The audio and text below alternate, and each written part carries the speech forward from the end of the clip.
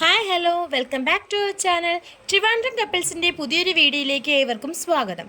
15ാം നൂറ്റാണ്ടിൽ ജീവിച്ച സൂഫി വര്യൻ പീർ ഹാജി അലി ഷാ ബുഹാരിയുടെ ശവകുടീരം സ്ഥിതി ചെയ്യുന്ന സ്ഥലമാണ് ഹാജി അലി ദർഗ.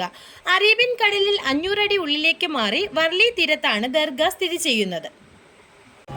ഇവിടെ എനിക്ക് ഏറ്റവും കൂടുതൽ ഇഷ്ടപ്പെട്ടത് ഗസലാണ്.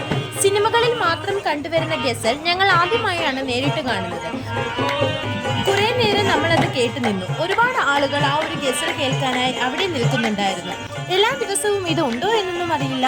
പക്ഷെ ഞങ്ങൾ പോയ ദിവസം ഇങ്ങനെ ഒരു ഗസൽ കേൾക്കാൻ പറ്റിയതിൽ ഞങ്ങൾ ഒരുപാട് സന്തോഷിക്കുന്നു.